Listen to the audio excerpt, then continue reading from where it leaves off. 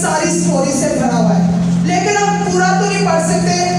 लेकिन मैं चाहूंगी कि तुझार 4 बार पहली आयत से लेकर 5 या तक थोड़ा सा टच ले ले, ताकि आपको फिर स्टोरी समझ आ जाएगी कि मैं क्या बताना चाह रही हूँ।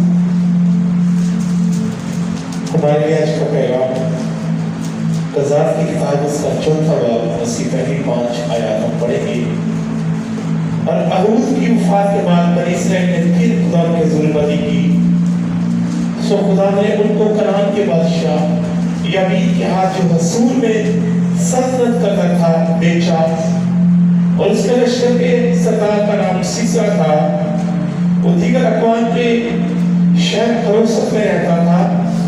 तब बनी इसराइल ने खुदा से फरियाद की, क्योंकि उसके पास लोहे के 9 जोरात थे, और उसने 20 बरस तक बनी इसराइल को शिद्दत से सताया। और उस वक्त लफीदोत की बीवी तबूरा नबिया बनी इसराइल का इंसाफ किया करती थी।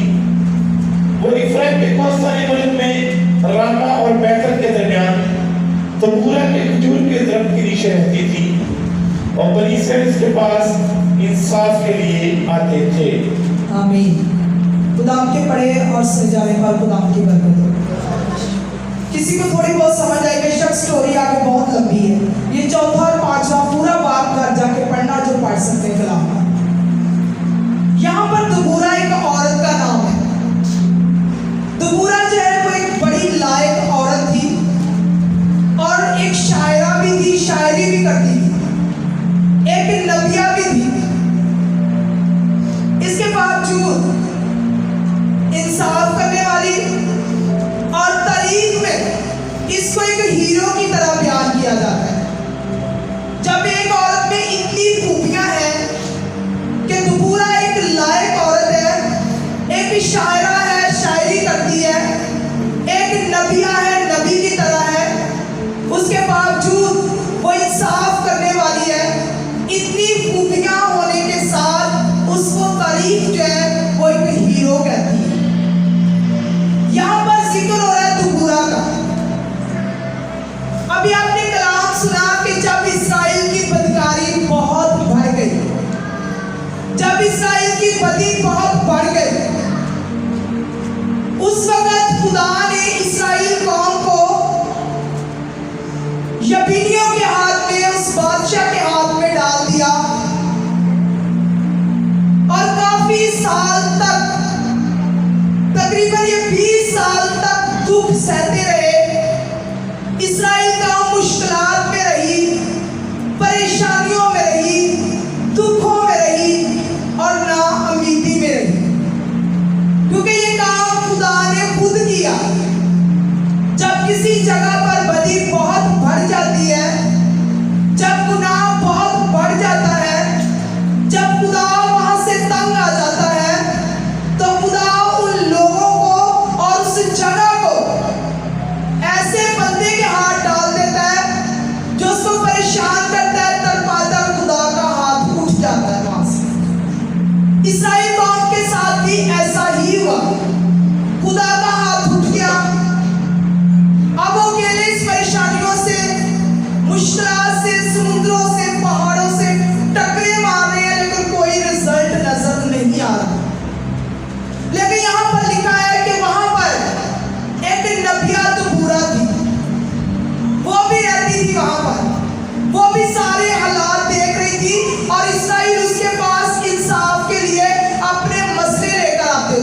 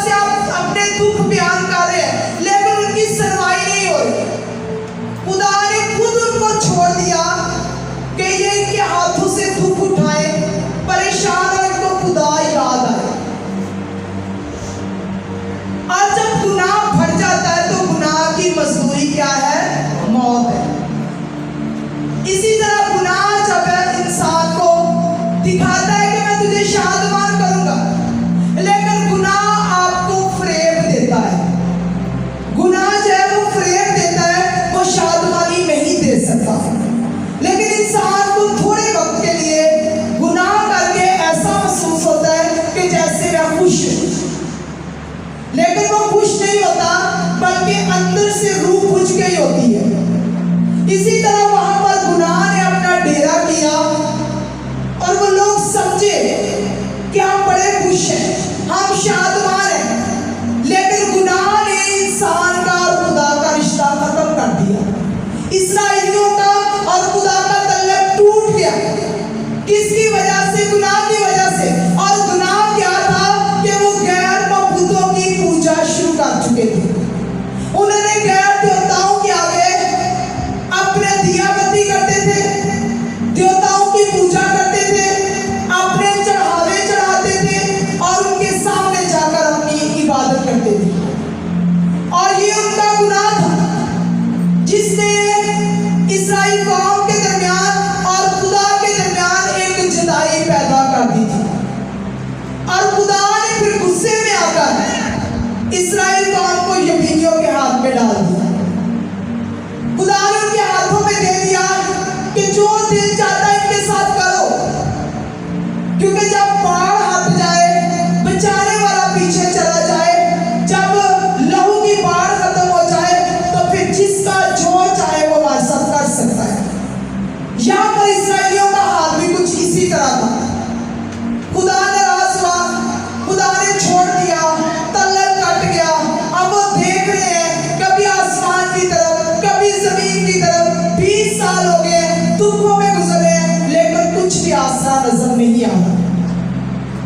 लेकिन यहाँ पर मेरे साथ खुदा के कलाम में से निकाले गज़ात की किताब, उसका 5वां बाब, उसकी 7 आयत बड़ी तवज्जो के साथ सुने।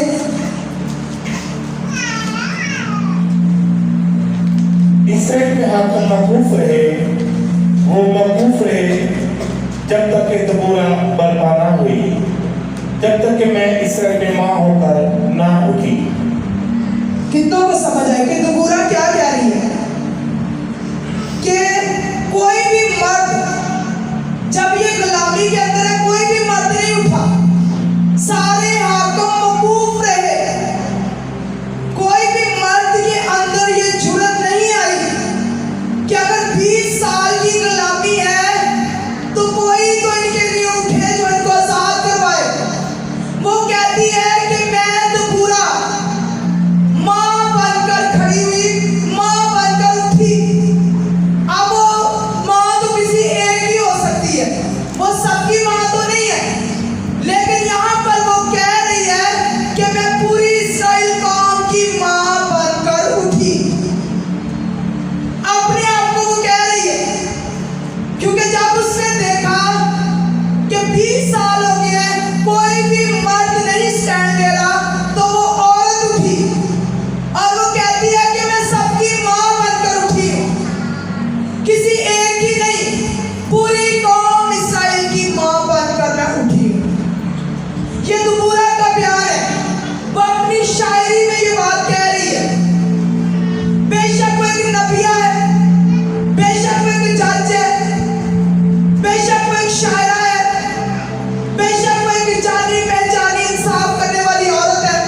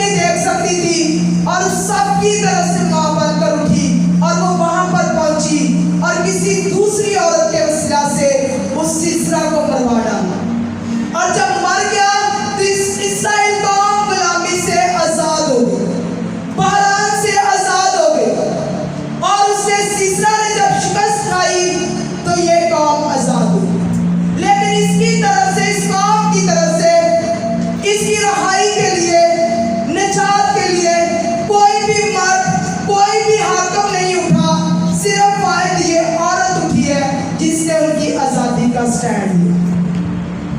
आज सीखने वाली बात यह है कि अगर हम घरों के अंदर माए हैं तो हमारे अंदर बहुत बड़ी फैमिली है। कितने सारे हमारे बच्चे हैं, अगर बच्चों को भी खुदा ने साहिब ला दिया है तो हम बहुत सारे बच्चों की माए हैं।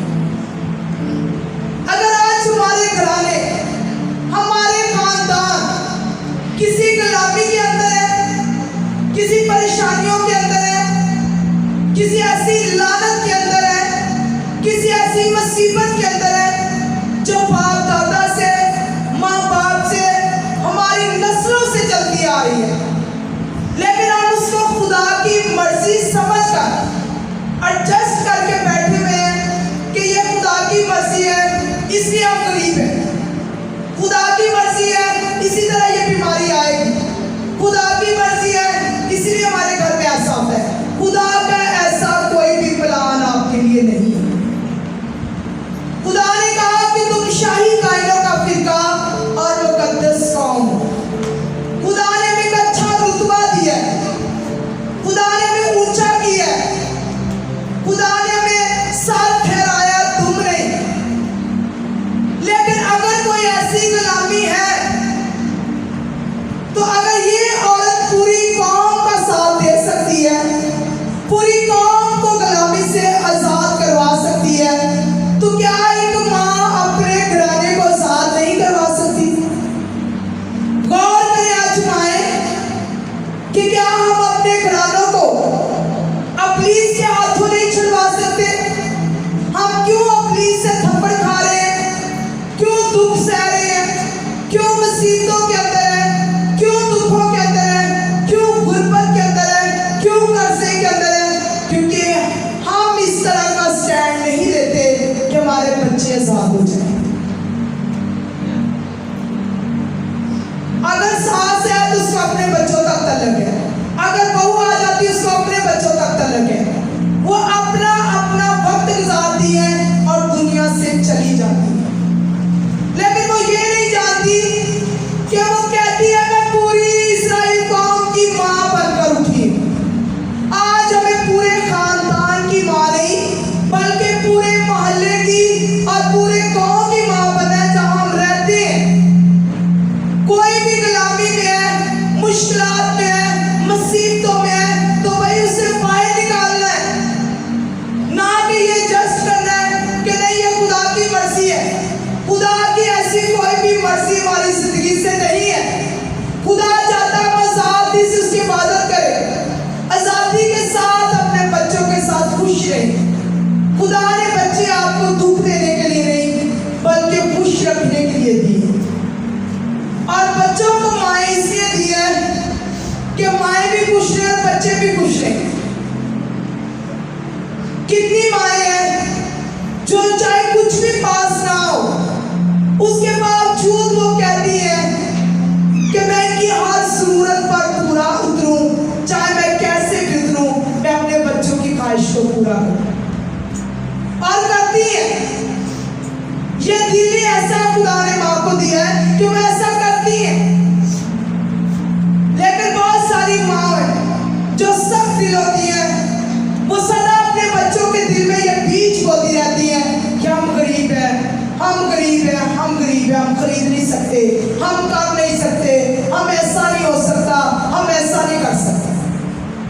आज जब मैं कलाम तैयार कर रही थी तो इस माँ के वसीला से मुझे बड़ा हौसला मिला कि माँ एक ही औरत है, पूरी कौम की माँ बन गई है, और जो काम मर्द नहीं कर सका वो औरत ने करके दिखा दिया, और पूरी कौम की आजादी बन गई है, क्योंकि उसके अंदर एक दिलेरी थी, उसके अंदर ये था कि मैं इस कौम को रहाई दिलवाऊंगी। उसने खुदा से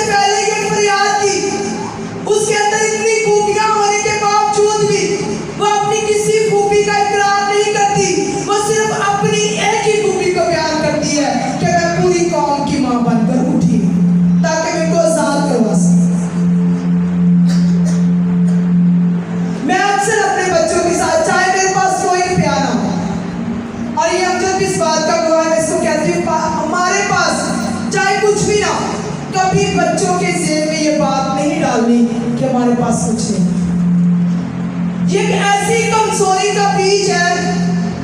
जब माँ कहती है मैं गरीब हूँ, जब माँ कहती है हमारे पास कुछ नहीं है, जब माँ कहती है आज का पता नहीं हम खा भी सकते हैं कि नहीं खा सकते, तो अगर माँ का हौसला ये है तो बच्चों का क्या बनेगा।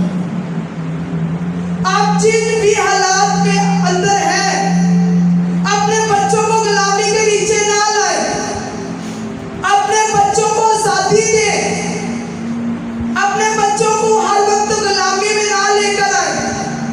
ना अपने मुंह से इकरार करें कि हम गरीब हैं, हम गरीब हैं, हम नहीं कर सकते। आप ये भी कह सकते हो कि बेशक आज तो हम नहीं कर सकते ये, लेकिन हम थोड़े दिनों तक ऐसा कर सकते हैं। आप दुआ करो, खुदा रास्ते बनाए और हम ऐसा करेंगे। लेकिन ये हौसला माएँ देती है, ये बेदारी माएँ देती है, गुलामी में से माएँ निकालती है, तारीकी में से माएँ निकालती है, मायूसी में से माँ निकालती है।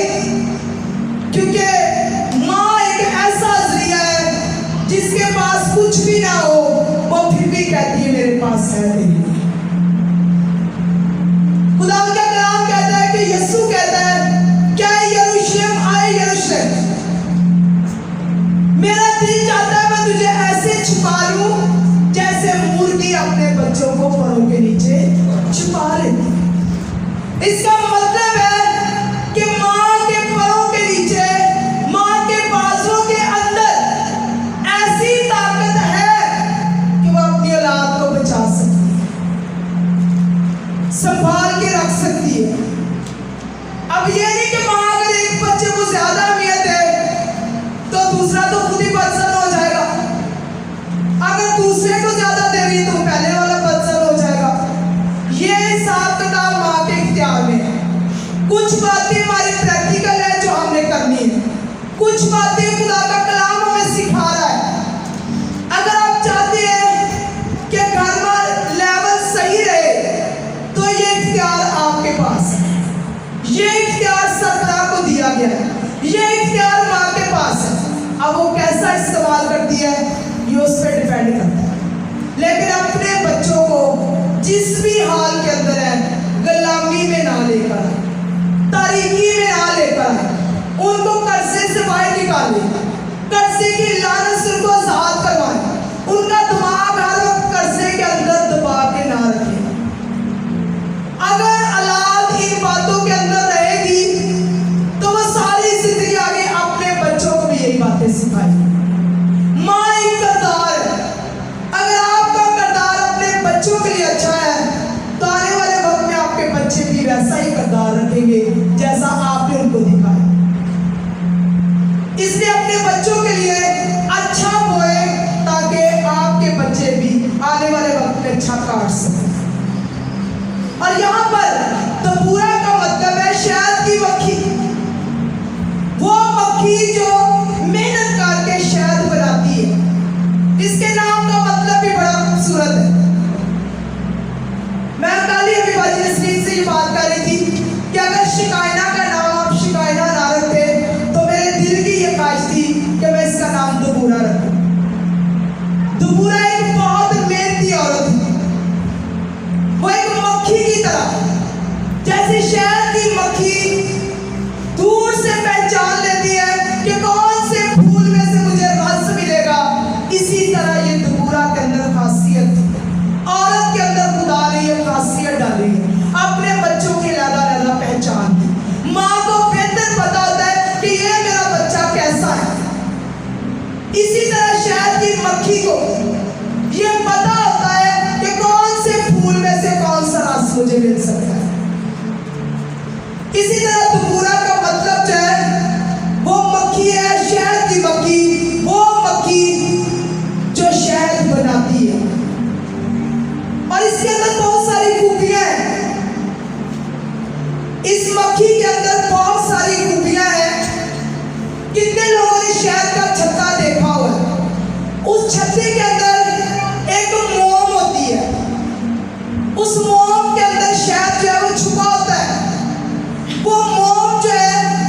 शहद को महफूज रखती है और उसके टेम्परेचर को बरकरार रखती है, ताकि अगर टेम्परेचर ज्यादा भी हो जाए तो इस मक्खी के अंदर ये खूबसूरती है कि ये अपने परों से हवा देकर शहद के टेम्परेचर को, छत्ते के टेम्परेचर को मेंटेन रखती है। ये जब जरूरत होती है तो ये पंखा भी बन जाती है।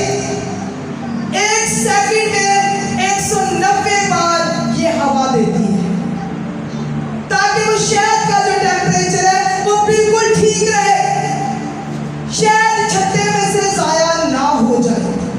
ये बात हो रही है मेहनत की, कि ये कितनी मेहनती है, उसके नाम का मतलब भी कितना मेहनती है कि शहद की मक्खी जो शहद को महफूज रखती है, पहले दूर से ढूंढ के लाती है, फिर उसके टेम्परेचर का ख्याल रखती है। अगर टेम्परेचर कभी बढ़ जाए तो अपने परों से हवा देना शुरू कर देती है, ताकि वो शहद जो है वो महफूज रहे। इस मक्खी के अंदर बड़ी खूबसूरत बातें, और ये तो पूरा का मतलब है।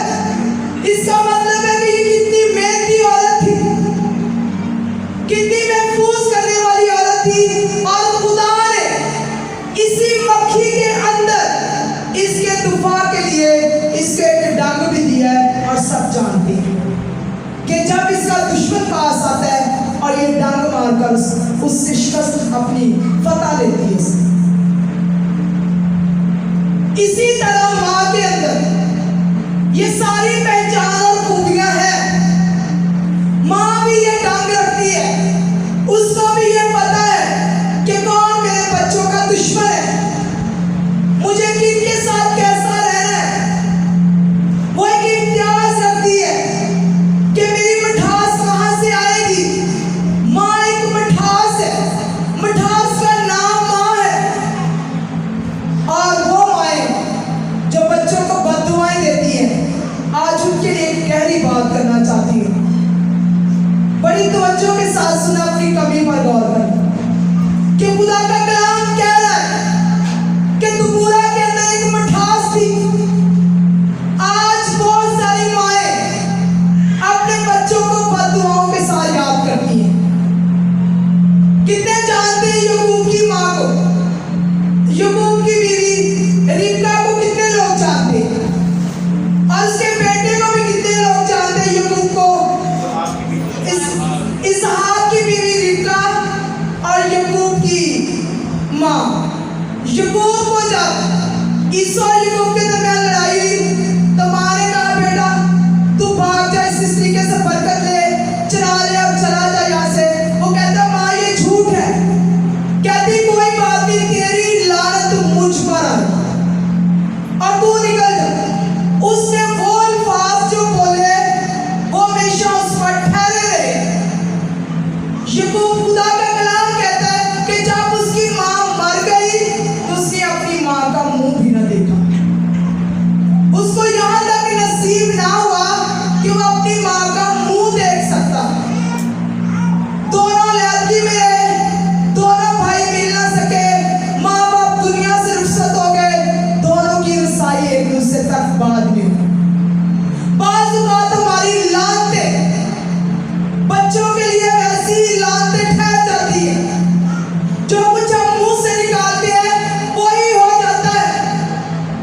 क्योंकि खुदा का कलाम कहता है कि मैंने तेरे मुंह के अंदर जिंदगी दी है और तेरे मुंह के अंदर ही मौत है, जो तू कहेगा वही होगा।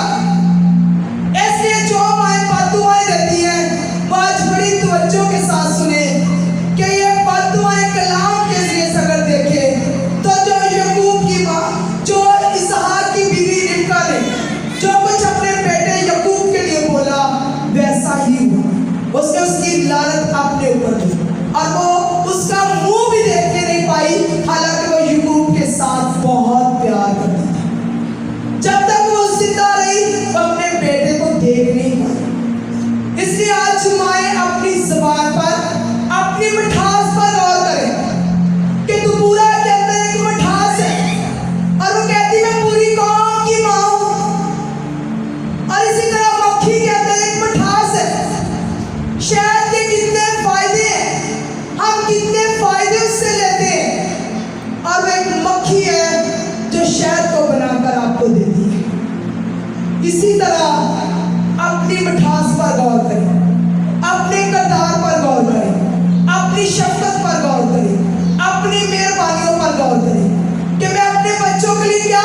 नहीं हूं, मुझे क्या करना है? क्या मैं अपने बच्चों को ज़हनी डिप्रेशन में तो नहीं रखती? अगर माँ ऐसा कर रही है तो वो माँ भी पागल है और बच्चे भी आगे से पागल है, क्योंकि जब माँ फ्री होगी तो बच्चे भी फ्री होंगे। जब माँ आजाद नहीं है तो बच्चे भी आजाद नहीं है। आज दुबूरा की जिंदगी से सीखे कि गुलामी कोई भी है, चाहे वो पुलिस की ओर से है, चाहे हमारे घरानों की खुद पैदा की गई है, लेकिन उसमें से निकालने वाली एक माँ ही है जिसने पूरी इस्राइल कौम को आजाद कर दिया। आज माएँ स्टैंड ले तो घराने समझ सकती हैं, माएँ स्टैंड ले तो बच्चे समझ सकते हैं, माएँ स्टैंड ले तो बहुत कुछ हो सकता है। इसलिए आज का कलाम उस शहद की मक्खी की तरह अपने साथ ले लें। अगर वो मक्खी होकर इतनी खूबियों की मालिक हो सकती है तो मुझे और आपको तो इंसान ने, खुदा ने इंसान बनाया ताकि हमारे अंदर तो उससे भरकर खूबियाँ हों। अपनी खूबियों को ऊपर लाएं, अपनी खूबियों पर गौर करें, अपनी सारी किरदार पर गौर करें। अगर कहीं से कमज़ोर है तो उस बात में से निकलें। अपने बच्चों के लिए आप बरकत के कलमात निकालें, बरकत आपके मुंह से निकले ताकि वो बच्चों को लगे और बच्चे बबरकत हो। आज के कलाम के वजह से मुझे आपको कलाम